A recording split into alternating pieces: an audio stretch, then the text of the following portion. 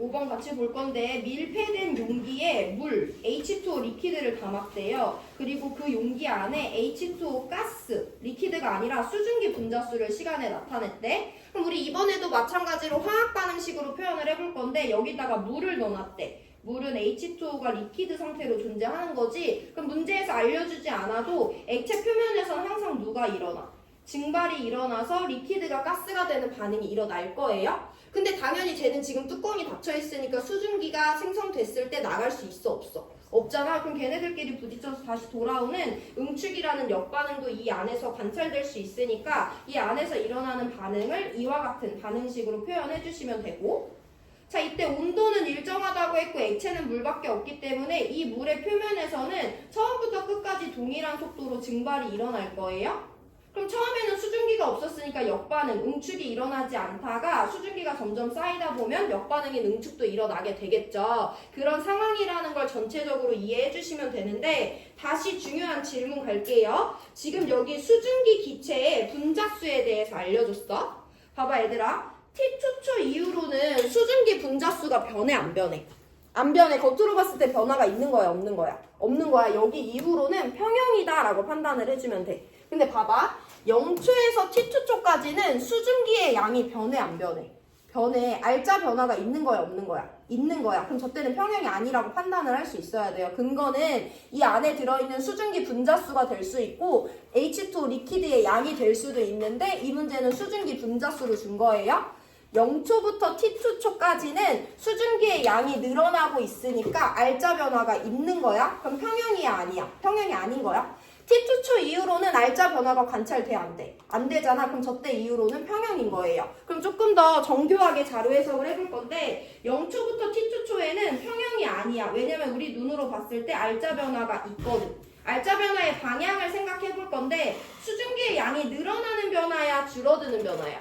늘어나는 변화잖아. 그럼 여기는 어차피 증발과 응축 두 가지 반응만 일어나는데 그 둘 중에 누가 더 빨라야지 수증기의 양이 늘어날 수 있어? 증발이 빨라야 돼? 응축이 빨라야 돼? 증발이 응축보다 빨라야지 수증기의 양은 늘어나고 물의 양은 줄어들겠죠. 그래서 이 구간에서는 알짜 변화가 있다라는 것도 판단하셔야 되지만 그 알짜 변화의 방향이 증발이다라는 것도 판단할 수 있어야 돼요. 그 말은 증발과 응축이 모두 일어나긴 하지만 증발이 더 빠른 구간이라는 거지. 근데 T2초 이후로는 우리가 겉으로 봤을 때 변화가 없어요. 그 말은 둘 다 일어나긴 하는데 증발과 응축 속도가 같기 때문에 변화가 없구나 라고 항상 저 정반응과 역반응의 속도를 비교함으로써 표현을 해주셔야 되고, 그럼 반대로 우리 H2O 리퀴드의 양에 대해서 고찰을 해볼 건데 어쨌든 여기 넣어준 H2O의 양은 내가 맨 처음에 넣어준 물의 총량과 다르지 않을 거잖아. 얘 10개 줄어들면 10개 날아가는 거잖아. 그럼 수증기의 양이 점점 늘어난대. 그럼 이때 물의 양은 어떻게 되겠어? 반대로 줄어들게 되겠죠? 근데 어떤 시점 이후에 평형에 도달하면 수증기의 양이 변화 없대? 그럼 리퀴드의 양도 변화가 없는 거예요. 그래서 이 구간에서는 반대로 물의 양은 감소하는데 이때 이후로는 물의 양도 일정하겠구나 라고 받아들여 주시면 돼요. 어쨌든 이 포인트에서 가장 중요한 건 H2O 가스의 분자수를 줬을 때 이때가 평형인지 아닌지, 이때가 평형인지 아닌지, 이때가 평형인지 아닌지를 판단할 수 있어야 되고, 그 다음이 그럼 평형이 아닐 때 그 알짜 변화가 누구냐 판단하셔서 증발이 빠른지 응축이 빠른지 판단해 주시면 됩니다. 보기 바로 들어갈게요. T1은 지금 아직 평형에 도달하지 않았고 알짜 변화가 증발인 구간이죠. 그래서 증발 속도가 응축 속도보다 큰 게 맞으니까 기억 맞아요. T2 이후로는 겉으로 봤을 때 변화 없으니까 동적 평형 상태인 거 맞죠? 니은도 맞아요.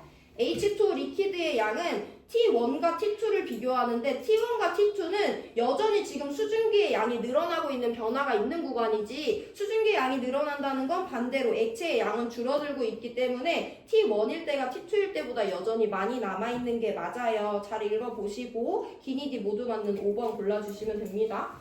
질문 있는 사람 하시고 1분 뒤에 3분짜리 1번 풀어요.